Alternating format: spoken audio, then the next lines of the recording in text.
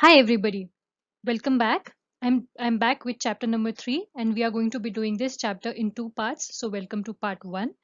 Um, this chapter is called Atoms and Molecules. Please keep your books ready because it is important for you to refer to the books as we go and write notes wherever possible. And if you have any query, you can email us. In the last chapter, we had studied about elements and compounds.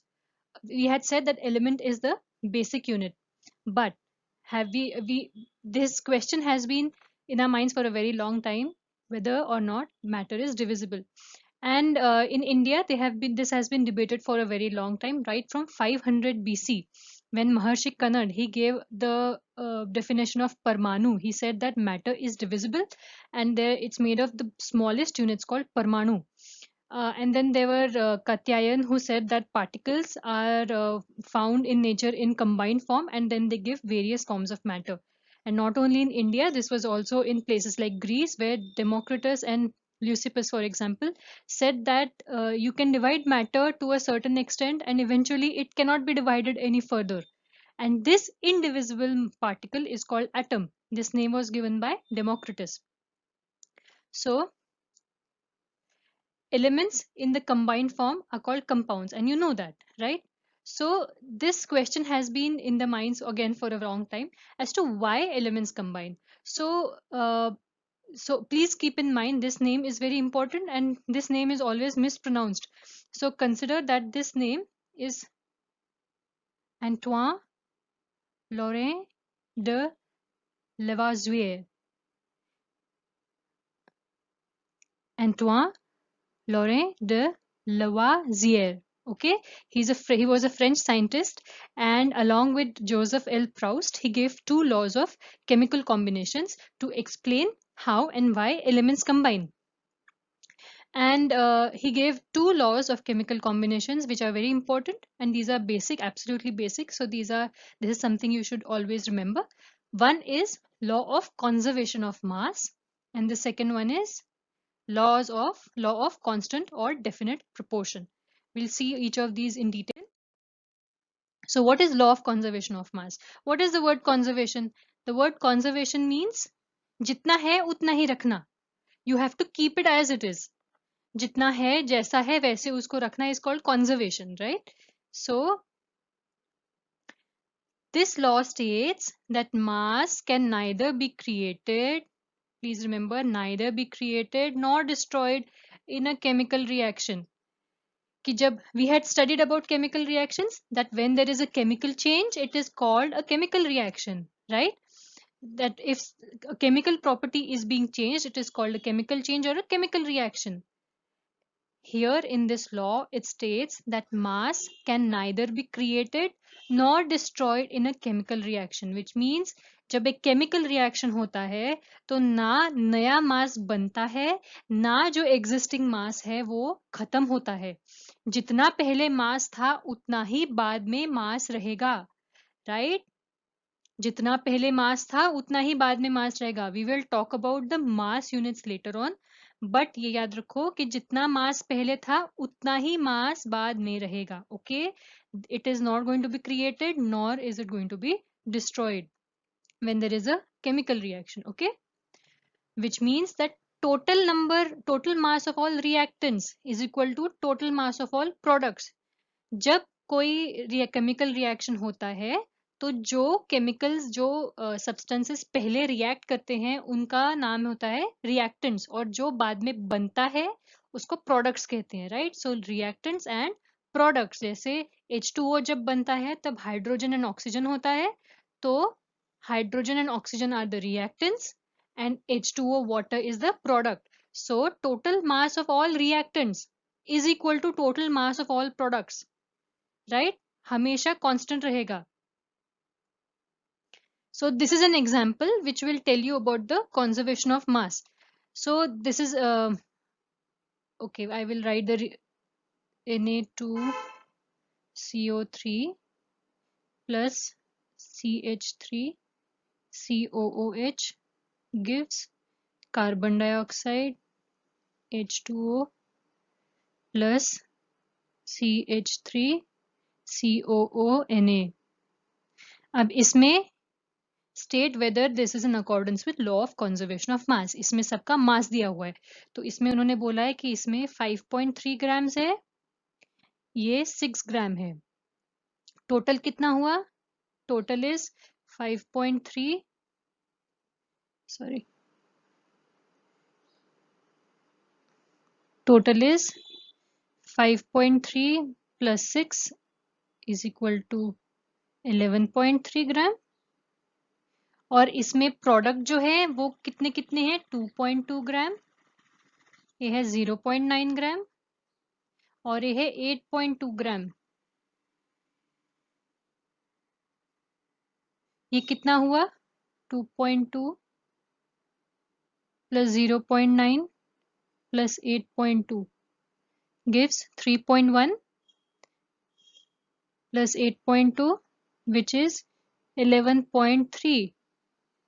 सो इनका जो products का जो mass है it is equal to the mass of the reactants, which means this is in accordance with law of conservation of mass. समझ आया? This is actually a pretty easy topic, but ये समझ आना चाहिए. Total mass will always remain the same. Mass can neither be created nor destroyed in a chemical reaction. Okay. The second law is law of constant proportion, or it is also called law of definite proportion. We had seen last time that compounds are composed of two or more elements in the same proportion at all times, यानी fixed proportion होता है, chemically combined in a fixed proportion or fixed ratio, and it does not matter who made them. For example, we had studied कि अगर ammonia होता है, ammonia बनता है, तो अमोनिया अगर गैस ले या फिर अमोनिया अगर किसी और चीज से सिंथेटिकली बनाया गया है, तो उसका सबका वही proportion रहता है. It doesn't matter who made it or where it was made, but the chemical is composed of the same elements in the same proportion, right? So this we have already done. So this is the law of constant proportion, right? Chemically, compounds are chemically combined in a fixed ratio. That fixed ratio is called is law of constant proportion, right? For example, now you see that ratio of mass. We will see what this means. अभी ये statement बस समझ लो कि ratio of mass of hydrogen to mass of oxygen in water was 1:8. यानी 1 hydrogen to 8 oxygen, which means that for every 9 gram of water, यानी obviously जब ratio करते हैं, so it means that out of 9 parts, 1 part was hydrogen and 8 parts were oxygen. Right, that is what a ratio means, right? So उसमें से 1 gram was hydrogen and 8 grams were oxygen, and this water will be the same whether you drink it from North Pole, whether you drink it from the South Pole, whether you drink it from equator, whether you take it from rainfall, किसी से भी हो, fridge का पानी लो, कुछ भी हो, it will always be the same. Okay. Again, as I said, ammonia. So ammonia में nitrogen and hydrogen are present in the ratio 14/3 by mass.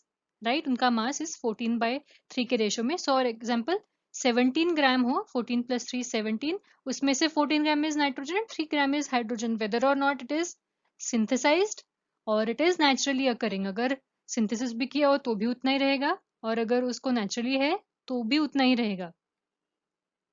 Doesn't matter what method or source is used. And Proust says, in a chemical substance, the elements are always present in definite proportions by mass. Okay, this is what Joseph L. Proust said. Okay. Okay. Now, this is a question. In this question, we have already seen actually that hydrogen and oxygen combine in the ratio 1:8 by mass to form water. What mass of oxygen gas would be required to react with 3 gram of hydrogen gas? Okay, so we know for sure that ratio कितना है, 1:8, which means 1 hydrogen is to 8 oxygen, right? यानी अगर 9 ग्राम हो तो उसमें से 1 gram hydrogen, 8 gram oxygen. अगर 3 gram hydrogen है तो कितना होगा, रेशो हमें सेम रखना है, सो 1/8 अगर रेशो है तो उसको भी multiply by 3/3. We have, this is an equivalent fraction, this you should know. So it will be 3/24, which means what mass of oxygen gas would be required? It would be 24 gram. So 3 gram of hydrogen would react with 24 gram of oxygen. Okay. Now we come to Dalton's atomic theory. This is also important. So there are 6 postulates in this, and the first thing that is given here is all matter, whether an element, a compound, or a mixture, is composed of small particles called atoms. Please ये दिमाग में बैठा दो कि element हो या compound हो या कोई मिक्सचर हो या कुछ पार्टिकल हो, जो भी हो, it is composed of small particles called atoms. यानी एटम सबसे छोटी बात है. नाउ वी नो कि एटम से भी छोटा होता है, बट सबसे छोटा होता है एटम. एंड फिर एटम से और बड़े बड़े बनते हैं. सो जो एलिमेंट होता है, हमने एलिमेंट देखा है basic form of matter. All elements are formed of the same type of atom, इसलिए वो, पर everything has an atom. Compound में भी एटम होता है अलग अलग टाइप के, मिक्सचर में भी एटम्स होते हैं. Every single thing is made up of atoms. You are made up of atoms 100%. आपने अगर खुद को आपका, you are very well differentiated. आपकी स्किन होती है, बाल होते हैं, आंखें होती हैं. Any and everything that you see around you is composed of atoms. अलग टाइप के होते हैं, सेम टाइप के होते हैं, कैसे भी होते हैं, but they are always composed of atoms. Okay, so the postulates of Dalton's atomic theory.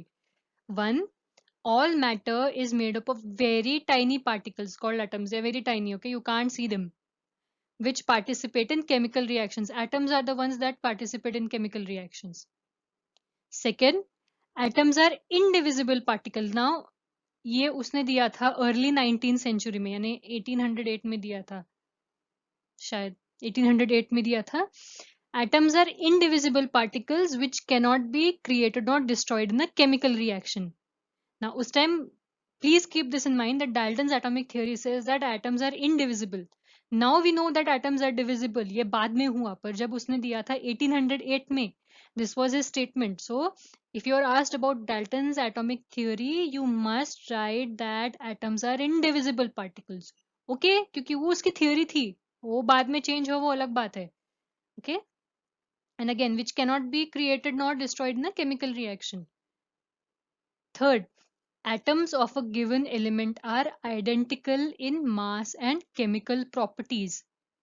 एक एलिमेंट में, element is the basic form of matter, एक एलिमेंट में जो भी एटम्स हैं, they are all identical in mass and chemical properties. हर एक element का हर एक atom will be the same. जैसे ऑक्सीजन का हर एटम सेम होगा, हाइड्रोजन का हर एटम सेम होगा, will have the same chemical properties and the same mass. ठीक है. Atoms of different elements have different masses and chemical properties. अब ऑक्सीजन का हर atom will be identical in mass and chemical properties, but oxygen का जो atom है, it will be different in mass and different in chemical properties from the atom of hydrogen. Hydrogen का के सारे atoms same होंगे in mass and chemical properties, but hydrogen के जो atoms है, they will differ from the atoms of oxygen in masses and chemical properties. Okay,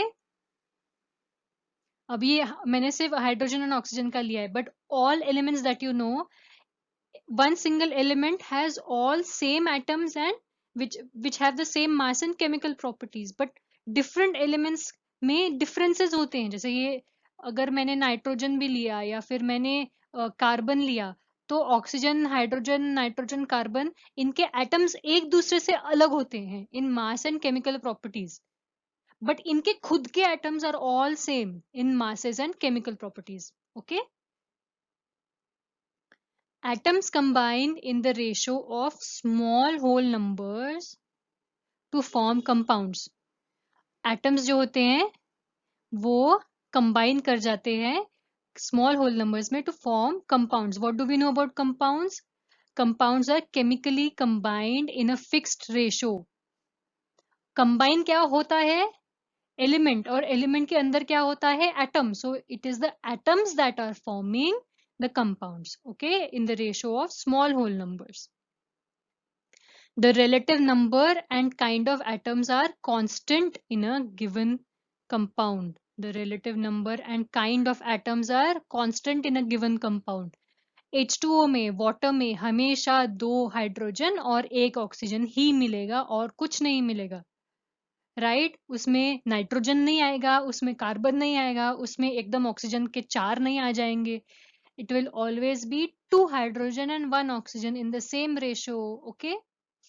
Now there is a question कि इसमें से which of these postulates give us the law of conservation of mass and the law of definite proportion. इसमें we have learned about law of conservation of mass and law of definite proportion. So इसके postulates में क्या होता है? Atoms are indivisible particles which cannot be created nor destroyed in a chemical reaction. ये किस में था? Law of conservation of mass में, right? So postulate number 2 gives us the law of conservation of mass, and postulate number 6 gives us the law of definite proportion. Okay, please remember this. Okay, so what is an atom? We learned that the atom is the absolute basic particle of all elements, compounds, mixture वगैरह, right?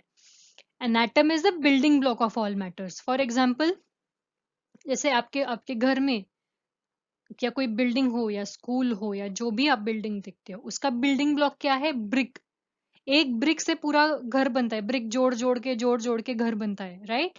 या फिर एंट हिल हो, किसी आपने अगर एंट का हिल देखा हो कहीं पे, तो उसका बिल्डिंग ब्लॉक इज सैंड. तो उसी तरह एवरी सिंगल मैटर का बिल्डिंग ब्लॉक इज एटम. वो मैटर एलिमेंट हो, कंपाउंड हो, मिक्सचर हो, जो भी हो, हमने अभी तक जो भी पढ़ा है, सबका बिल्डिंग ब्लॉक एक एटम होता है.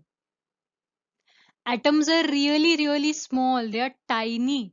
हमने, do you remember, हमने last time पढ़ा था कि जब homogeneous mixture होता है तो उसमें one particle has to be smaller than 10 raised to power minus 9 meter, which is 1 nanometer.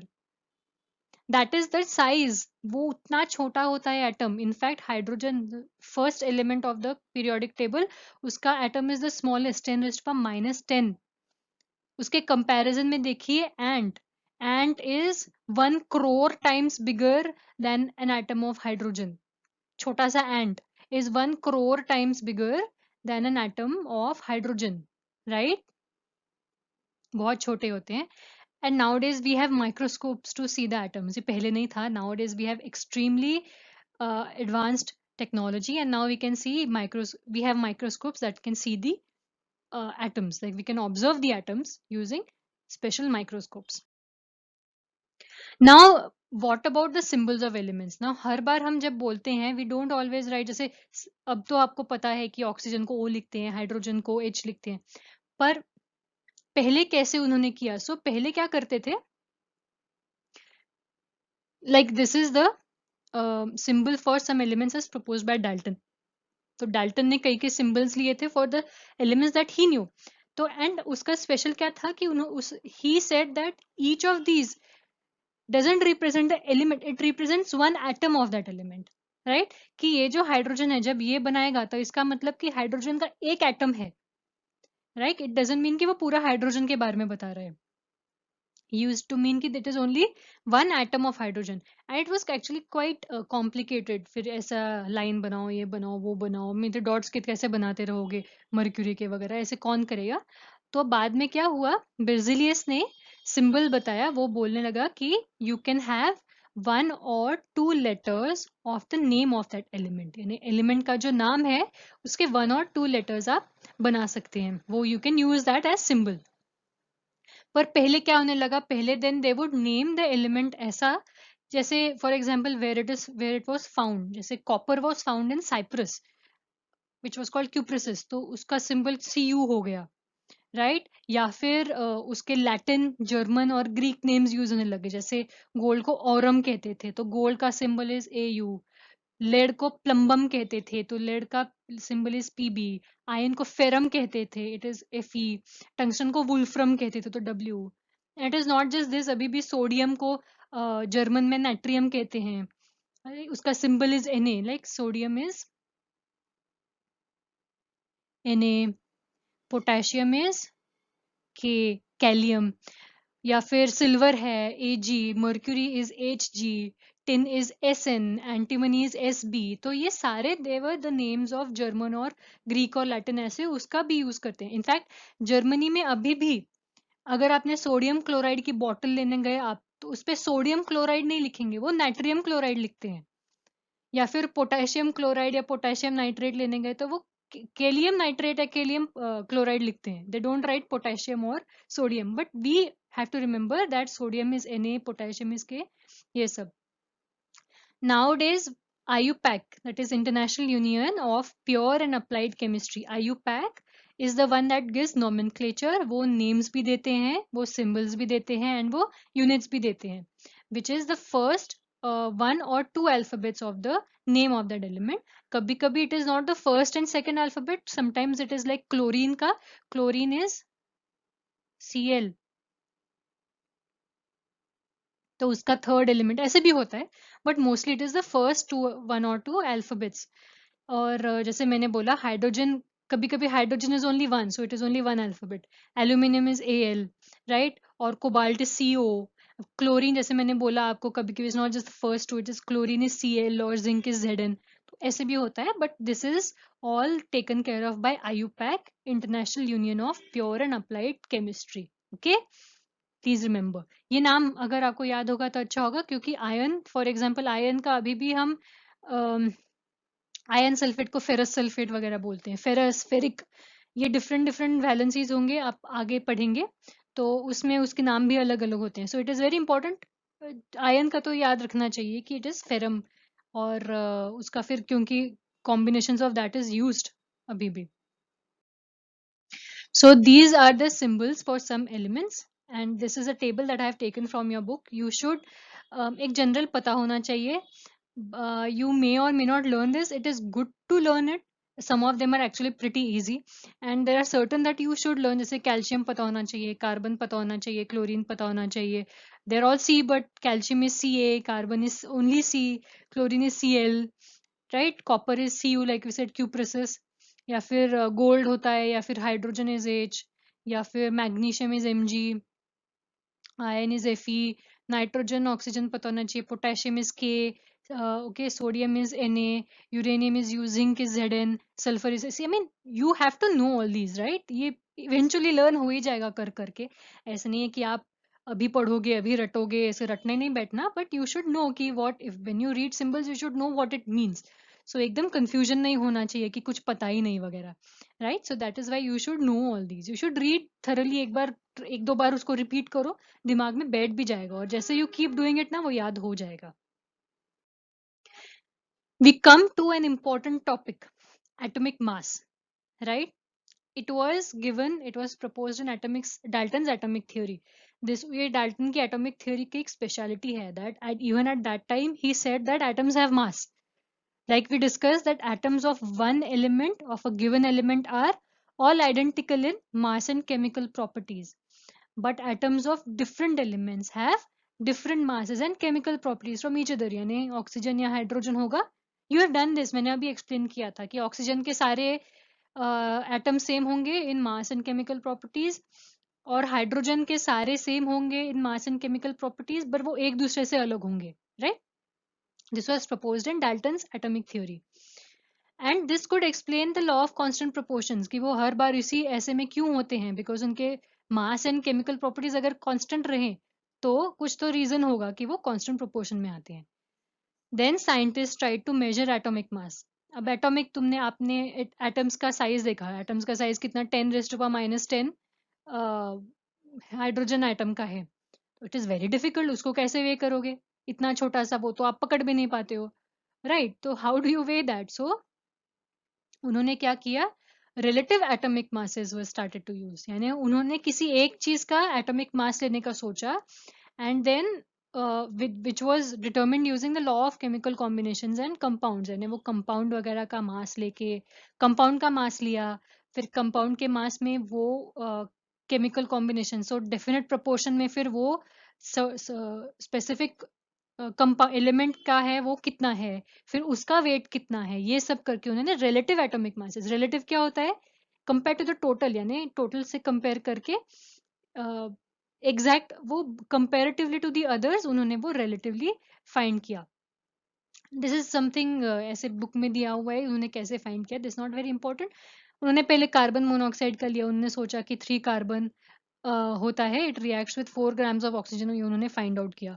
And then उन्होंने सोचा कि कार्बन को हम 1 एटॉमिक मास यूनिट देते हैं, तो अगर कार्बन को 1 दिया तो 3 कार्बन 3 ग्राम को, फिर ऑक्सीजन कितना हुआ 4/3, तो 1.33 यूनिट, फिर वो ऐसे 1.33 बहुत इनकन्वीनियंट हो रहा था, तो फिर उन्होंने सोचा कि ऑक्सीजन का लेते हैं, कि ऑक्सीजन का मास लेते हैं, और ऑक्सीजन का नेचुरली अकरिंग ऑक्सीजन का जो मास है उसका 1/16 लेते हैं, क्योंकि ऑक्सीजन जो है वो बहुत लोगों के बहुत एलिमेंट्स के साथ कंपाउंड्स बनाता है, and this can give the mass of most elements as whole numbers. But eventually क्या हुआ, eventually what they did was, in 1961 what they did is still considered as the as the actual definition. It is the mass, one atomic mass unit is the mass unit equal to exactly 1/12 the mass of one atom of carbon 12 isotope. Isotope बाद में आएगा, but carbon 12 याद रखो. It is one atomic mass unit is exactly equal to 1/12 the mass of one atom of carbon 12. ठीक है, अब इसका how to explain that आपको बताते हैं ना, वो रिलेटिव वगैरह। अब देखो ये कंसिडर करो, सोचो ये वाटरमेलन है। अब वाटरमेलन जो है उसको एक शॉपकीपर के पास कुछ है नहीं, shopkeeper doesn't have weights, so उसने वाटरमेलन लिया, उसको एग्जैक्टली 12 इक्वल पार्ट्स में कट कर दिया, right, so these are 12 parts, and एक पार्ट कितना हुआ 1/12 हुआ। अब वो क्या करता है, अब वो हर सब्जी को उस एक के साथ कंपेयर करता है, वो बोलता है कि this is my basic unit, अब मैं इसी के अकॉर्डिंग आपको वे करके दूंगा।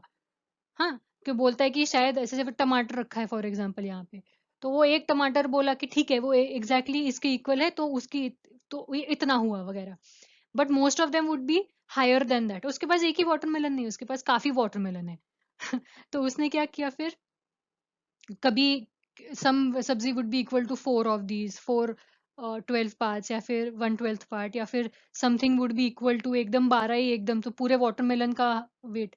सो this is how the scientist are doing, कि उन्होंने वाटरमेलन का 1/12 पार्ट लिया और बाकी सब उसके अकॉर्डिंग वे कर रहे हैं। तो वाटरमेलन के 1/12 का ग्राम में वेट कितना है ये नहीं पता, पर वो वाटरमेलन का ही वो अब ग्राम बन गया है, वो एक इट बिकम्स अ यूनिट, कि 1/12 of a watermelon is a unit, कि उसके अकॉर्डिंग में दूंगा। That is how the scientist are doing it now, कि one atomic mass unit is mass unit exactly equal to 1/12 the mass of one atom of carbon 12। समझ आया?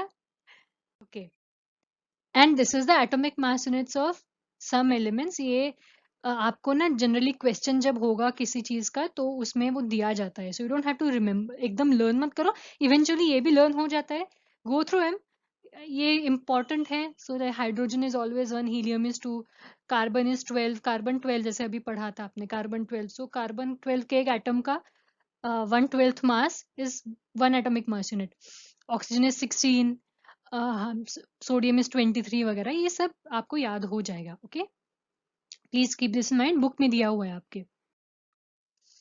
Now we come to molecules. अब atoms जो होते हैं ना, they are very small particles and most of them are unable to exist independently, उनको अकेले नहीं रहा जाता। So what they do is they form ions और मॉलिक्यूल्स। आयंस बाद में देखेंगे, आगे देखेंगे। They form molecules. मॉलिक्यूल्स क्या होता है, they are in general group of two or more atoms chemically bound together, held together by attractive forces। जैसे ये एक एटम है, ये अट्रैक्टिव फोर्सेस से दूसरे एटम के साथ ज्वाइन हो गया है. Now this entire thing is a molecule. ये मैंने ऑक्सीजन बनाया by the way. Oxygen is found as O2, right? It is not found as O. वो मॉलिक्यूल के फॉर्म में होता है, O2 के फॉर्म में. It is diatomic. दो एटम्स डायएटमिक. तो जैसे ये एक ऑक्सीजन का एटम है, ये एक ऑक्सीजन का एटम है, वो बॉन्ड बनाते हैं एक दूसरे में और इट एग्जिस्ट एट O2. दो रहते हैं. That is a molecule, right? Hydrogen भी, हाइड्रोजन अकेले नहीं रहता. हाइड्रोजन भी H2 के फॉर्म में रहता है. So that is what is called a molecule. The atoms, two or more atoms chemically bound together, held together by attractive forces. So a molecule is the smallest particle capable of independent existence. Atom is the smallest particle, but atom independently कभी कभी रह नहीं सकता, इसलिए it is the smallest particle capable of independent existence, which shows all properties of that substance. Oxygen का एक molecule will show exactly all properties of oxygen, right? And atoms of the same element can form a molecule और different elements. जैसे oxygen O2 में होता है, hydrogen O2 में होता है, और it can together form H2O. H2O का एक होता है, जैसे ऑक्सीजन में दो H लगे हुए हैं, वो भी एक मॉलिक्यूल होता है, you know. So that is how atoms can form molecules. Again, molecules, same element has the same type of atoms, right? Oxygen के हर element में all the same type of atoms will be formed, and oxygen के O2 में same type of molecules will be formed, always O2, nothing else. हाँ, but there are some, like for example argon होता है या फिर helium होता है, they are found independently. वो नॉर्मल एक एटम ही अपने में मस्त रहता है, उसको किसी के साथ बॉन्ड बनाने की जरूरत नहीं पड़ती. But there are some, for example मैंने आपको ऑक्सीजन के बारे में बोला, like this, it exists as O2. There is also something called ozone. Ozone layer तो पता है आपको. Ozone layer is O3. तो 3 ऑक्सीजन मॉलिक्यूल्स मस्त मौला रहते हैं ग्रुप में अपने, राइट? तो the number of atoms which constitute the molecule is called the atomicity. Oxygen की एटोमिसिटी कितनी हुई? 2. ओजोन की एटोमिसिटी कितनी हुई? 3.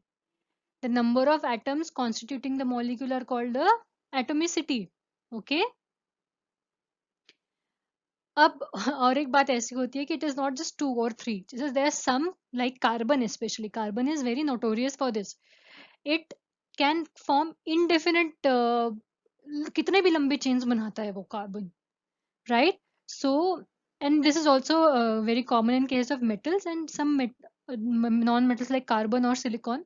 They form large and indefinite number of atoms can bind together to form a molecule. वो stable ही नहीं होता otherwise. वो कितने भी एकदम एटम्स ज्वाइन हो जाते हैं, फिर उसकी एटोमिसिटी उतनी होती है. For example this is something called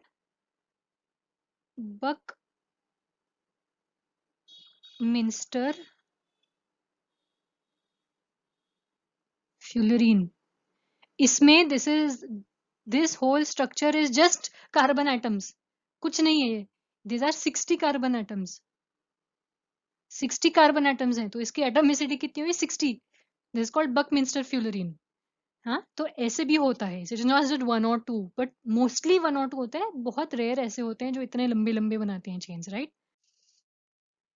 now we looked at molecules of elements. Now we look at molecules of compounds. ठीक है? So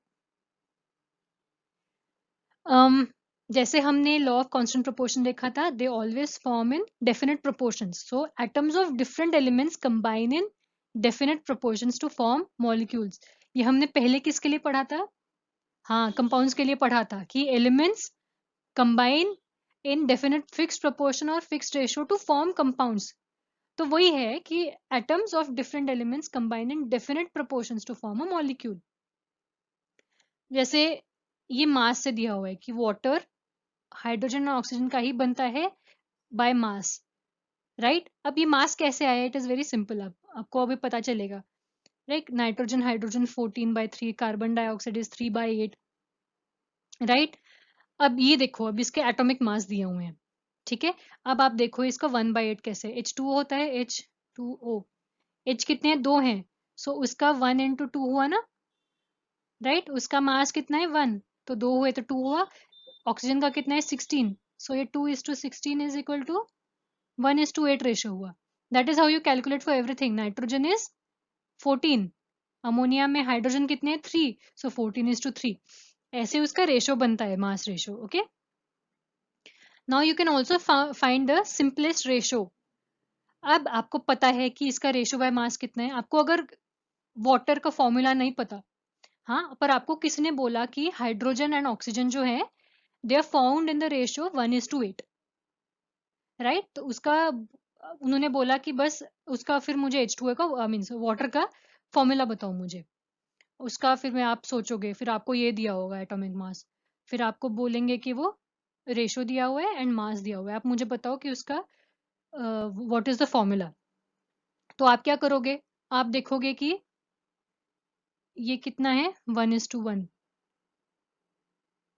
right. इसका रेशियो भी है 1 एंड इसका एटॉमिक मास भी है 1. इसका रेशियो कितना है 8, इसका मास कितना है 16, सो 1:2.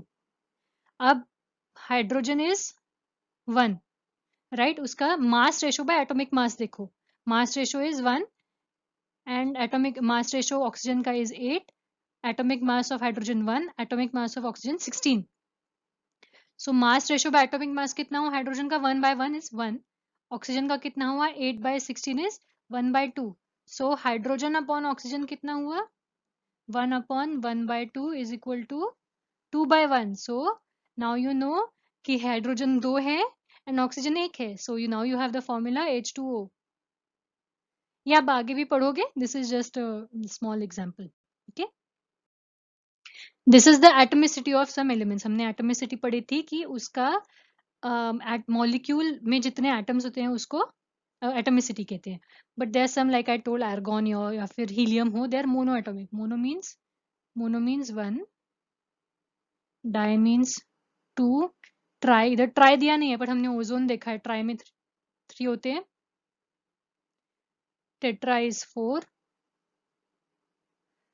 Poly means many.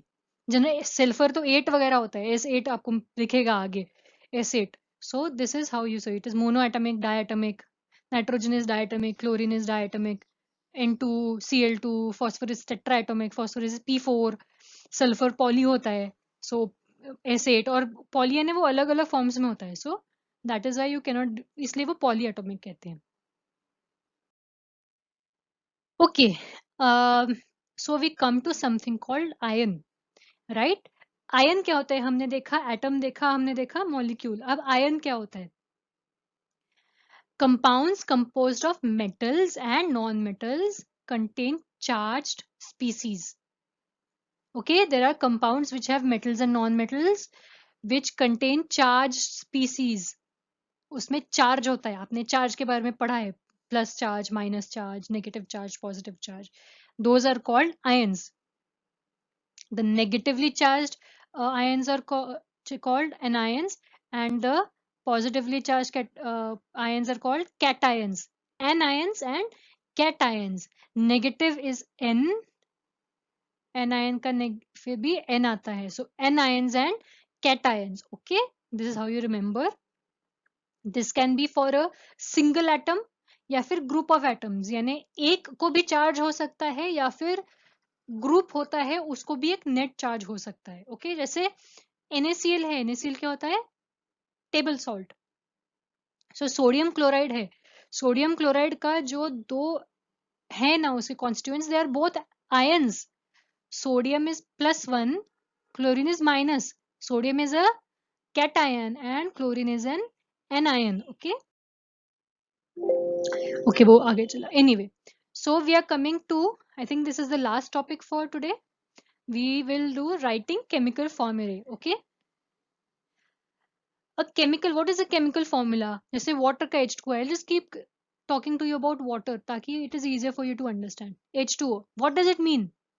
It is a symbolic representation of composition. इसका मतलब 2 हाइड्रोजन एटम्स हैं एंड एक ऑक्सीजन एटम है, राइट. ये एक सिंबॉलिक कॉम्पोजिशन होता है उसका. आपको ऐसे बोला sodium chloride NaCl and water is H2O, right. So this is a symbolic representation. This is H2O, oxygen. This is the big one is oxygen, and then it is attached to 2 hydrogens by bond. So that is water. Now, the combining power of an element is called the valency. जैसे for example, I will give you an example. For example, octopus होता है. Octopus के कितने arms होते हैं? 8 arms होते हैं. So a valency of the octopus is 8, क्योंकि वो 8 चीजों के साथ कंबाइन कर सकता है. सिमिलरली अपने कितने, we have 2 hands. We have 2 hands. With one hand we can grasp something, with the other hand we can grasp something else. That is called the valency. It is the combining power of an element. Octopus का 8 arms है, humans के 2 arms हैं. We can hold 2 things. Our valency is 2 and octopus की valency is 8, right? And this valency is how one atom of one element combines with atom of other elements. जो ये definite proportion इसी चीज से आता है, by the valency of that element. जितना valency होता है उतना ही वो उस किसी और एलिमेंट के साथ कंबाइन कर सकता है, right? Again like I said, it's like the hand और आर्म ऑफ एटम, राइट? ये वैलेंसी जो है, ये एक बार आप याद रखो, ये आगे आएगा. ये कितने चीजों के साथ कंबाइन कर सकता है, नॉट जस्ट चीजें है ना, उसके कितने हाथ है कंबाइन करने के लिए, उसकी कैपेसिटी कितनी है कंबाइन करने के लिए. जैसे ऑक्सीजन ने इधर 2 के साथ किया, तो ऑक्सीजन की इसमें वैलेंसी कितनी है? 2. हाइड्रोजन ने सिर्फ ऑक्सीजन के साथ बॉन्ड बनाया है, 1, राइट? तो फिर उसकी वैलेंसी 1 हुई. ऑक्टोपस के कितने हैंड्स है? 8 आर्म्स है, 8 आर्म्स है. तो वो 8 डिफरेंट चीजों के साथ कंबाइन कर सकता है, या फिर the same thing 8 times. It can combine 8 times, and अपने 2 ही हैं तो we can combine only twice, right? So these are the names and symbols of some ions. ये नेम्स जो हैं आपने पहले देखे थोड़े. What is important here is the charge. So इधर आप देखो, these are all metals, right? These are all metals, right? इन मेटल्स की खासियत क्या है? They are all positively charged, they are all cations, and all non metals here are anions, right? They all have a negative charge. चलो hydrogen को छोड़ के, हाँ, राइट? ये उसको छोड़ के बाकी सब में नेगेटिव चार्ज है. And you should remember the names, and it is also important for you to know that some elements show more than one valency depending upon certain conditions. कई कई कभी 2 के साथ रिएक्ट कर सकते हैं, कभी 3 के साथ रिएक्ट कर सकते हैं, and it depends on the condition. For example, और उसकी अगर वैलेंसी आपको दिखानी हो तो आपको ऐसे लिखते हो, जैसे आयरन 2, कॉपर 2, कॉपर का 1 भी होता है, एंड चार्ज दिखाते हैं यहाँ पे. So if there is only 1 plus, it is copper 1. Iron का अगर 2 वैलेंसी हो तो F2, तो दे आर 2 पॉजिटिव चार्ज है, डबल पॉजिटिव चार्ज है, and it has the valency of 2. Copper का 2 है तो 2 प्लस आ गया. Compare this with this. Iron का 3 होता है तो Fe3 प्लस होता है. So right, so iron Fe2 plus भी होता है, Fe3 प्लस भी होता है, कॉपर प्लस भी होता है, कॉपर 2 प्लस भी होता है, right? Keep that in mind. इधर और एक इंपॉर्टेंट चीज ऐसी है कि there is something called polyatomic ions. It is a group of different atoms. हमने देखा है ग्रुप ऑफ डिफरेंट एटम्स. तो जैसे अमोनियम है, this will occur as one. ये ना एज वन स्पीसीज रिएक्ट करता है किसी और चीज के साथ. ये अलग अलग नहीं होता है, ये ग्रुप बन जाता है, और वो ग्रुप का एक स्पेसिफिक चार्ज होता है. तो कभी कभी जैसे I don't know if you know the formula of sulphuric acid. तो सल्फ्यूरिक एसिड में H2SO4 होता है. तो ये SO4 जो होता है ना, ये एक ग्रुप है, इसको सल्फेट कहते हैं. It doesn't react differently with S और O. ये SO4 एक ग्रुप है जो सबके साथ करता है. सो this is called polyatomic ion. तो दीज आर इम्पॉर्टेंट क्योंकि ये ना आगे रिएक्शंस में बहुत यूज होते हैं. सो जैसे नाइट्रेट, हाइड्रोक्साइड आपको बहुत दिखेगा, या फिर नाइट्रेट दिखेगा. And how they are different from these is कि ये सिंगल एटम है. For example chloride is only 1. Chlorine का ही सिर्फ आयन जो है, जब क्लोरीन एटम को चार्ज आया तो वो क्लोराइड हो गया. बट जैसे ऑक्सीजन है, ये ऑक्साइड O2 माइनस, उसके 2 नेगेटिव चार्ज है उस पे. This is called oxide. पर कभी कभी जैसे इसने हाइड्रोक्साइड किया, जैसे O एंड H एकदम करते हैं रिएक्ट, O अलग एंड H अलग नहीं रिएक्ट करते, उस पे एक नेगेटिव चार्ज है. right? Keep that in mind. A polyatomic ion is a group of atoms that have a net charge, and they react as one species, right? They react as one species. अब ये जो है ये valency उस polyatomic ion की है. जैसे sulphate की 2 है तो वो दो अदर किसी एटम्स के साथ करेगा. नाइट्रेट जो है यहाँ पे वो 1 के साथ करेगा. Okay, this is basic. And I'm going to end this chapter now. Then this part, the first part, what have we learned? We have learned about the conservation of mass, and mass is neither created nor destroyed in a chemical reaction. Law of definite proportion. Atom is the smallest particle of an element and may not exist independently. Molecule is the smallest particle that exists independently and shows all properties of that substance. Ions are charged species, anions or cations. Sorry, यहाँ गलती हो गया. Anions are supposed to be negatively charged. Okay, anions are negatively charged and cations are positively charged. Okay, please ये छोड़ दो. Clusters of ions are polyatomic ion and they carry a net charge. जैसे हमने पीछे sulphate या carbon and hydroxide देखा. Valency is the combining power of element.